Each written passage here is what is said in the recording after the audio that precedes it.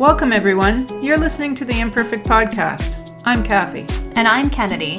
Join us on this week's episode as we discuss intriguing topics and people of interest that will inspire us to explore all of the unique pieces of ourselves. We are all imperfectly perfect. We're glad you're here.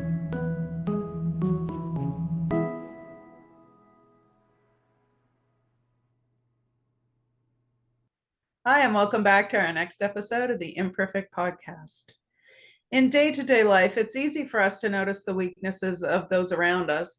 Others' behaviors and shortcomings can sometimes stand out like flashing arrows to others of us that are, from a distance seeing what's going on. But when it comes to our own shortcomings, we're usually not able to recognize our own stuff and those less desirable attributes of our own without doing a bit of work. And are there behaviors that you have that bother others? I mean, no, not at all, Mom, right? We have discussions sometimes about the way you eat this thing, it just really grinds my gears.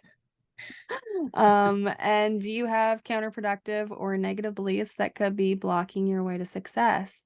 Or are you discounting areas that are real concerns to those closest to you?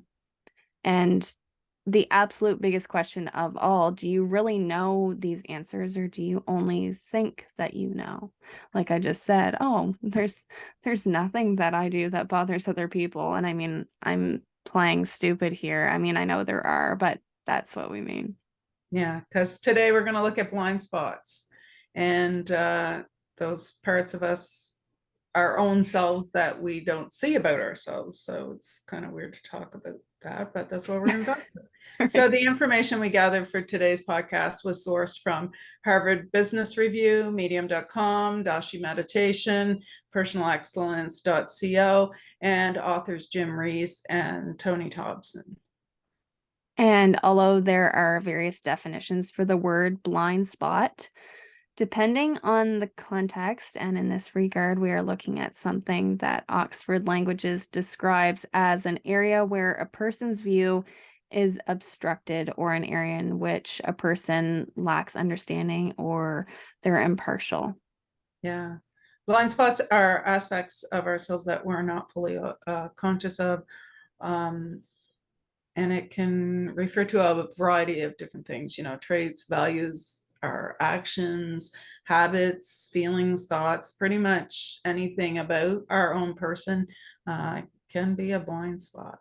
Yeah, and they can prevent us from being our authentic selves or affect how we interact with others personally and professionally. And they may be actually blocking us from moving ahead to more fulfilling and enjoyable relationships. So essentially, they are holes in the way that we see the world. So it can kind of prevent us from seeing the truth of how things really are, because we've kind of got this blind spot. I mean, it's a good way to describe it.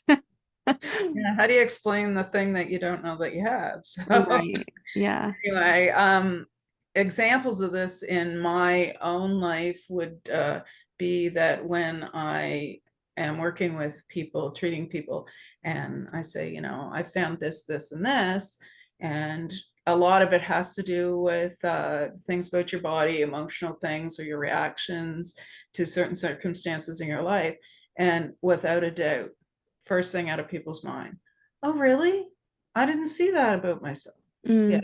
And quite often people argue with you, like almost a challenge, like they think that I might be wrong. And, sometimes that happens. Okay, I get it. But it's more about that they didn't see that aspect of themselves. And then later, 99% of the time, they return to what we were speaking about and say, after I thought about it, It makes a lot of sense. Yeah. Right. So, Yeah, I can relate to that too in certain relationships that I have with people. I find, and it's kind of funny just the way it happens. Someone will say to me, you do this all the time. And sometimes if it fits, I'll say, yeah, well, you do that too. And it's so interesting how it seems like people, their first reaction is to be defensive. Well, no, I'm not yeah. like that. Yeah. Well, and so what if you were? I'm just pointing out that the flaw you're pointing out in me, you also have yourself. So Right. it's this, you don't see it in yourself, and it's like this, well, how dare they say I, whatever, chew with Yeah. my mouth open or whatever. But it's true. We don't see it in ourselves until someone points it out. And I don't know that these people that I say this to must go home at night and go, do I do that? Or maybe they ask different people for their inputs and whatever. But we ultimately don't see a lot of things the same way that other people see them. Right. So we're going to look at how do we develop these blind spots that we're speaking of.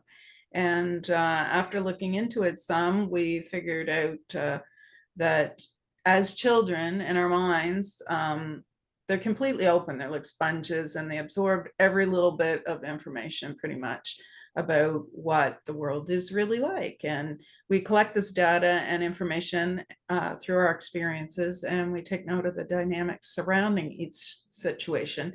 And in turn, we use that information to guide us in our lives, like things like what parents are like, what families like, what the world is like, if the world's a nice or a dangerous place, and what makes one person a good person and somebody else a bad person. As we're growing up and we see these examples, they're all going into the filing cabinet, right? So everything we experience is basically filed for later reference. Yeah. And it's such an influential period of time in our lives. And at that age, like you said, perfectly like sponges, we just absorb everything. And I just was thinking of a specific situation, like you were giving examples, like what is family? Well, for some people, family is a single parent household. For some people, that's living with mom and dad and grandma and grandpa. And for some people, that's like, so it's a different viewpoint for each person, depending on Mhm. those first few years of life where we're so influenced by everything. And then we end up making judgments and beliefs based on those previous and young experiences. Like if I am agreeable and follow directions, that makes me a well-liked person. So like a people pleaser kind of thing. Doctors have all the answers. Money is important, or for some people, money equals happiness essentially as well. So it just all depends on those influential years. It really develops how we view everything else in life as we grow older. And I think about that money example in particular. I mean, I'm sure some kids see money, grow up thinking like, oh, money is stress and money is arguing and money is, because in a lot of households that does happen, fighting about Right. the bills or about this expense and is it legitimate and should we pay for it? And then as the kid gets older, they're going to their parents for the money and, allowance or what have you. And it's based, there's so many things tied to that, right? Were you a good girl and do you deserve it, and is Hmm. this legitimate expense, and all these other things. So yeah, all of that is tucked away for making later on life decisions, and for the most part it's how we end up viewing life and becomes the narrative of our worldview. Mm, But it's not always accurate, as we just discussed. Like, one person's experience is different from another's to begin with. And also, it's based on such a little piece of life. It's so little information in our primary years. yeah, and research even tells us then that when navigating with blind spots, the brain will use decision making shortcuts based on emotions and memories. So just like you were Mhm. saying, certain emotions that were experienced during these primary years and those specific memories, often we don't even realize it at the time, but our subconscious leads us to act in a certain way to avoid feeling a certain way based on stored information and memories. So Totally I don't makes sense. Yeah. yeah, and I don't know if it makes sense to what I was saying earlier, like the defensiveness, it's almost like a protection. Like, no, that's not what I believe or what I have been brought up to believe or the experiences I've had, but that's not the best example, but it kind of relates. Right. So also, the interesting thing is that often when we're presented with new information later on in life, we tend to ignore or look away from this new stuff if it doesn't fit with our previous observations and experiences that we've had. So that's kind of an interest. Like you always Yeah. hear teach an old dog new tricks, but Yeah. in some cases I think it applies. But there's some beliefs that are so anchored that, you know, they're going to stick. Yeah. And as our lives progress, we are less and less likely to assimilate new conflicting information because as we age, the previously flexible neural pathway became hardened and more difficult to change, just like you were saying. You mean the neural pathways in the brain? Yeah. Yeah.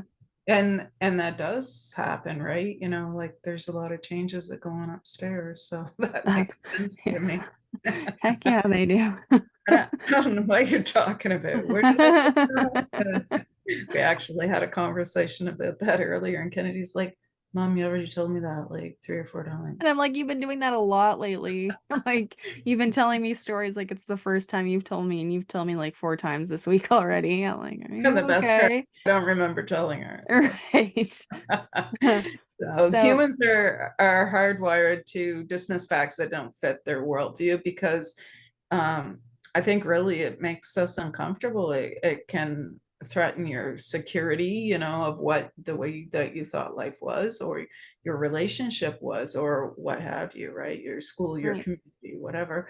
It can also threaten our interests if we have, you know, a particular plan worked out for our lives and these new facts get in the way of that. That can be pretty scary, you know, when we thought we had it all figured out.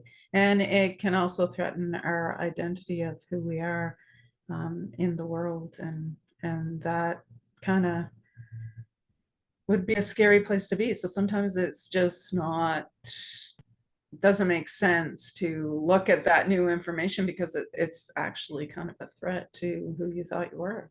Yeah, so I can think of a couple examples just like in politics for like politics is the easy answer. There's always like these conflicting opinions and what you were raised to believe, and a lot of times what your parents believe in is kind of like where you end up going like politically minded. And then when you're rooted in that, you're set in those beliefs, and anything that conflicts with that, it seems like you have to go on defense mode. And there's lots of topics like that. Like people say that money, you're never supposed to talk about what religion, politics, and money with Yeah. people because it can always end badly because we all have deep rooted beliefs and understandings of what those are, and we all think we're right about them.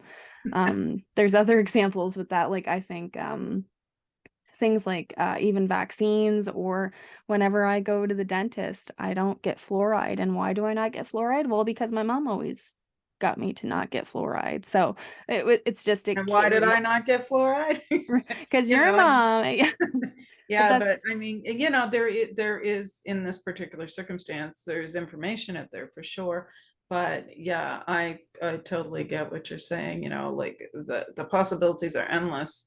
You know, for things to have for things that people have different opinions about, right? Like climate change and all the crap that happened with COVID and was it real? Wasn't it real? Do I get vaccinated? Should I not? Does it, you know, like all these different things and like stuff like religion even, you know, some people believe, some people don't believe, some people do believe this but don't believe that, and it's just there's we've so learned many so many conflicting, things. right, there's so many conflicting opinions. And like you were starting to say, like we all went through COVID, we all know that was a stressful time, there was so much going on, but so many different opinions. And because of that and so many different ways of being brought up, there was so much conflict that it just all tied in because people get defensive in what they believe, and how to protect themselves, I guess, is essentially what it roots down to, right?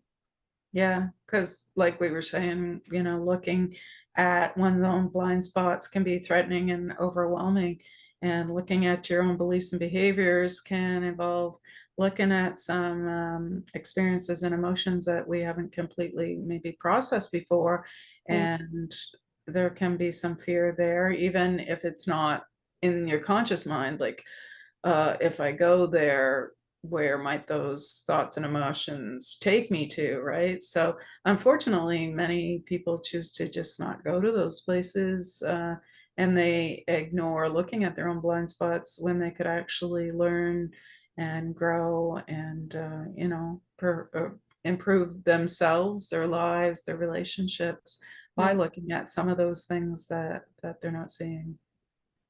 But for those of us who are interested in digging a little deeper into this topic, Who? Us? right, what are we to do with, or how are we to find the blind spots if you can't even see them? They're called blind spots, right?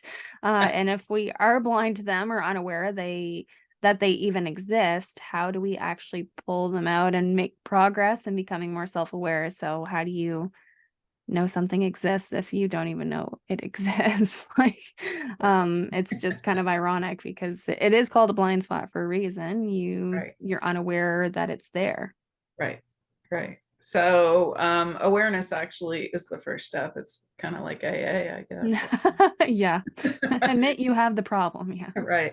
So this requires you to play detective a bit and maybe look at being a little bit more introspective with yourself and checking in on yourself. So that's kind of like step one, wrapped into two parts there. So awareness and starting to think more about why you think the things that you think.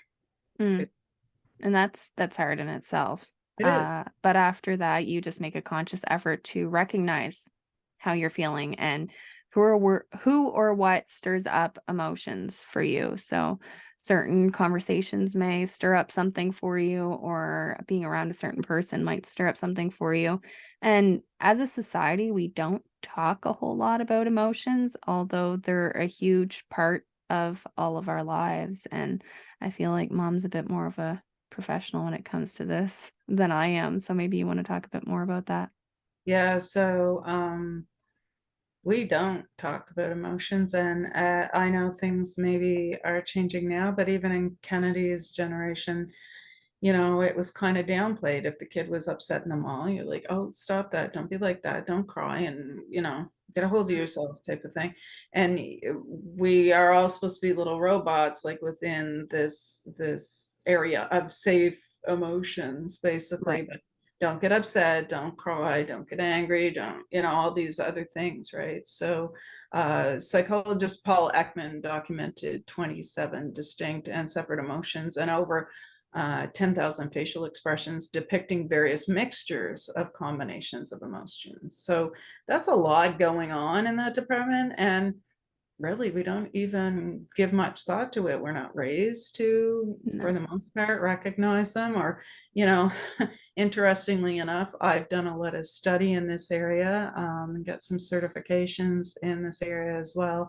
And it's really kind of funny. Like, I consider myself to be pretty self-aware, but when I started, I'm like, part of the journey was learning about all the names of the emotions and what this one particularly meant versus this one. Like, and yeah, Like, it it's like I remember one specific example. I can remember you said that we kind of pair and group together sadness and grief as one and the same. Oh, grief has been, Right. we'll have to do an episode on that because Right. it is such a big topic. It really, really is. And even, yeah, like I've studied psychology and all that sort of thing too. And it's just like I had no idea of the width of that. Yeah. And you kind of think like, oh, when somebody dies and you have grief. No, it's way, way bigger. So in that regard, yeah, emotions are just, they're huge and profound, and it's really a forgotten part of ourselves. I work in particular with 60 different emotions. They kind of like, it's kind of like the umbrella that covers all of them, that they can kind of get categorized into Mm, these 60 different uh, things. But like, I mean, even if you're minimizing down to 60, that's still a pretty big number. So, mm, something that we could all work a little bit more in getting in touch with ourselves, because really emotions is energy in motion, right? So it's the act of feeling, and if we're not following through with that action, something negative can be happening. We can get stuck there emotionally. Other things can happen to us physically if we're not working through those areas in our lives. So, yeah. Right. And just as a last point to that, I want to just make it clear as well, because for some people, emotions, like we're saying, oh, there's over however many emotions. For some people, they think sad, happy, stressed, anxious. Like there's the typical It's 10 only five. answers. What are you talking about? Right. That's what I was trying to say earlier. Like when I started the program that I had taken, it was like, oh my goodness, like even I've got kind of a background in this sort of thing, and it was difficult for me. So for, everyday Joe, or Yeah. everyday, whatever the girl's version of Joe is, Joanne, for everyday Joe or Joanne, then yeah, it would be exactly like you're saying, Mm, it's only five emotions. What are you talking about? right. And stuff that we don't realize we're carrying for years and years to come. Well, no, and you say consciously, I'm over it. You're not over it. So Sometimes, yeah, we're really not. So yeah. So just to carry on, you also should pay attention to persistent negative emotions and reactions and look for the possible whys behind those feelings and situations. So do you believe this specific thing because you were taught that? So there can be lots of conflict, and there's always got to be sides, right? Well, I'm on this side and you're on this side, and well, I want to be on the girls team, and there's a girls team and there's a boys team, and then there's mom was talking earlier. I don't know if you want to say anything more to this, but there's the French immersion students and there's the English students. Like there's always this divide between people. well, now it's kind of, they're trying to squash it all together. Well, But yeah. I know for sure when I grew up, like that there was one French class, like one French class, one French class in each grade level. So there was three English in our school and one French. And the French kids were always the ones that got all the awards at graduation for the most part. And they did better at sports. And I don't know, like, and so it created this tension, right? And And I, resentment, right? So, oh yeah, for sure. And just in the area that we live, of course, this was before Kennedy's time, but and she still sees some of the fallout from it today. But I can remember there was an issue in my community when somebody came in for a public job because the government had decided everything was going to be bilingual for the government positions. mm, And so they ushered somebody into a public servant job in my area that was a government position. And yeah, there was huge outrage in the community. And yeah, because they were French or, um, yes, mm, is the quick answer. mm, But yeah, and interesting. really, to be more clear, I don't know that there was anybody in our community at that time that really needed those services, but I understand what the government was trying to do to get, Right. And for most people, it would have been change. Ooh, scary. well, Like, it was change, and it was the threat of, somebody's taken our English jobs. And right, but then at the same time, the government really doesn't help that when they set out two sets of buses to right. take the kids on. So I don't know, like there seems to be a push for getting it all together and everybody get along, but at the same time there's some decisions made that are very separate as well.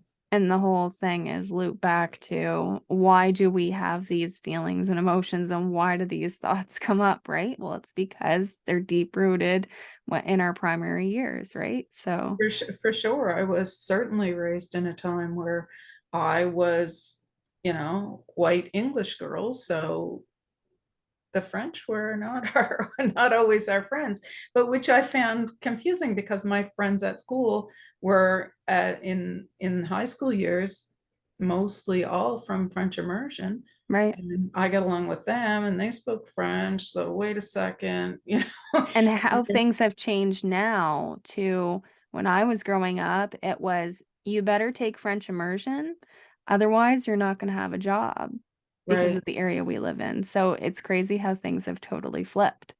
Yeah, and when I started school, you had to be able to pass a test, and you had to have a parent at home that could read to you in French, and so that kind of eliminated me. But and so yeah, it was all these conflicting messages throughout my life. But then, in my early 20s, I had the opportunity to actually be an English speaking person who took a job in a French speaking area.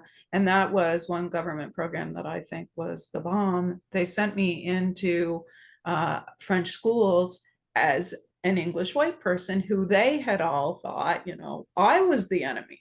And Mm. so I helped them learn English, and we It must developed have been humbling for you.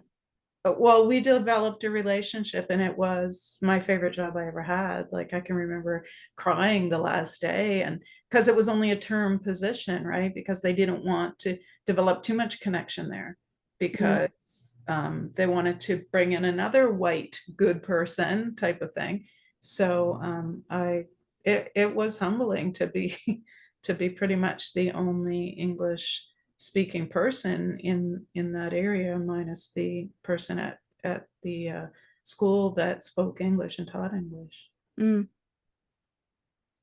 So journaling to find clarity in our thoughts would be the next step, or another option even. So the act of journaling restructures and often makes clearer the big jumbled lump of reaction and emotions that can stick in your head or heart. So um, it's about being proactive rather than reactive, I guess, is the way to see it.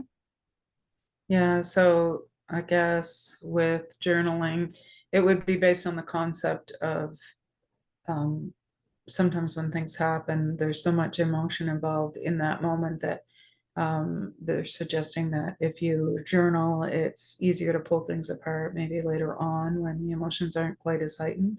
Mm, Yeah. yeah. Also, friends are another great resource. They can help us unpack feelings, emotions, and the underlying issues to see the situation clearer. If you have honest and caring friends and family members that you can ask opinions for, and if they are willing to give them to you out of love, Yeah. um, look at them objectively and try not to go on the defensive with that, because their honesty can actually be a gift to you in your path to improvement.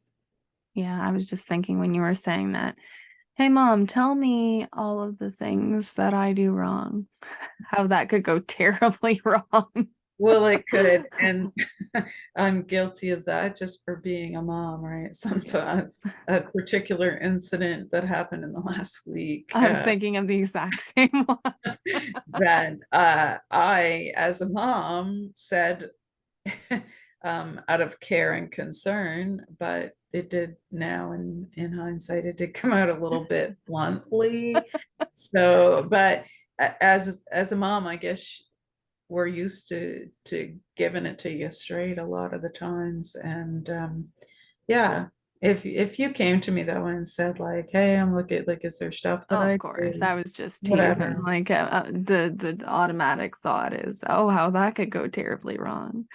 right? Um, so you can also look at patterns that can help you see the areas that you may be unaware of. So a habitual response to a certain situation is a pretty good indicator of an area that you may have a blind spot of. Mhm. I often reflect on myself as well. And wow, how do I always end up in this situation? And why does this always happen? Like, what have I not learned yet from this situation? Right. There's an obvious blind spot that I have obviously not found out what it is yet. So until I figure that out, I guess we're going to be continuously trying to figure out what that is. Yeah. And sometimes, we hear people say, well, it's just my luck, or Murphy's Law, or bad things always happen to me. What else would I expect? And, if you dig a little deeper under that, maybe there's some feelings of lack of self-worth or lack of abundance that are causing that particular belief for you. So, And lastly, meditation. It recreates the brain phenomena, like the malleable brain phenomena. You Right. can adapt continuously, and in a changing environment, like you can adapt so long as you give yourself the ability and opportunity. Right. And meditation, it's been proven time and time again how much that really benefits somebody in stress reduction. And that says it right there, the tests that they've done with the brain being malleable and being able to adapt so well. But you have to give it, it's like putting gas in your car. If you don't put the right type of fuel in, you're not going to get, the efficiency out or that sort of thing. So. Not even efficiency, it won't function. Right, Right. right, So, in closing today, we just want to leave you with a little allegory that shows the differences of individual perceptions and their reality to us in contrast to others' realities in the scope of the larger picture. right. So this is kind of a neat little story. There's six blind men, and none of them have ever seen or come in contact with an elephant. They've heard many stories about what an elephant was like, but none had actually seen or experienced one because, they didn't have the opportunity. Plus, their visual impairment and limitations didn't permit it. So one day they were fortunate enough to have had the opportunity to have a friend that was a seeing friend that let them have the interaction with an elephant. And they wanted to all find out what the elephant was like. And because they couldn't see, they used their hands to touch and experience this elephant. So first guy, he reached out and he felt the leg. And so his interpretation of what an elephant must be like is something like a very large cow. And the next guy, he was on the front end of the elephant and he felt the trunk. And so naturally he thought the whole elephant was, a part of this. And he imagined the elephant to be a snake-like creature. And the guy that was on the side, he felt up and felt the side of the elephant would be quite large and hard and strong. So he imagined the elephant to be somewhat like a strong wall thing that he had experienced before. So the next guy, he was up near the tusk, so he thought elephants were somewhat like a deadly spear, sharp and pointy. The guy that was next to the ear, he thought elephant must be like, this soft carpety feel of the leather on the ear. So and the guy that was back near the tail, well, I know you guys are all thinking I'm going to say the elephant crapped on him or something like that, but that's not what happened. But he reached up, touched the tail, and thought, well, this kind of sucks, like It's an a elephant. rope. Yeah, yeah, like an elephant's just like an old rope. So I guess what happened afterwards, the men argued back and forth about their own personal interactions with the elephant. And each one, of course, was certain that they had experienced what they had experienced. And so they were trying to tell the other guys, that's not right. And, you know, they felt that their particular interpretation of what the elephant was like was the actual one. And the friend that had taken them to see the elephant, the one that had his sight, he had to explain to them that each had experienced a different aspect of the same animal, of this very large creature. So in fact, that they were all right. So, comparatively, in the world today, our own egos and the push of society make us feel that we are actually separate and in competition. And like the example that mom just gave, with the six men that were blind, like it's all about experience and perception, right? So, only when we cooperate together and consider each other's perceptions and share our own experiences and ideas are we actually able to see not only our own blind spots, but also observe the whole picture of reality. So we only experience a small chunk of what is our reality, but everyone Right. else has their own reality. And until we can understand that, it kind of goes hand in hand with a previous episode that we did, Blueprint. that we all have our own perceptions and ideals. And unless we consider other people, we can't understand the big picture. Yeah, it all fits together like a puzzle, I guess. Yeah, that's a great way to put it. So thank you so much for tuning in for another episode, and we will see you all next Monday. Bye. If you or someone you know has a unique story to tell, we'd love to hear from you. Email us at theimperfectpodcast@outlook.com. For more information and how to connect with us on social media, you can visit us at our website, theimperfectpodcast.ca. And from whichever platform you are listening to this episode, be sure to like, share, and leave us a review. We would really appreciate your feedback.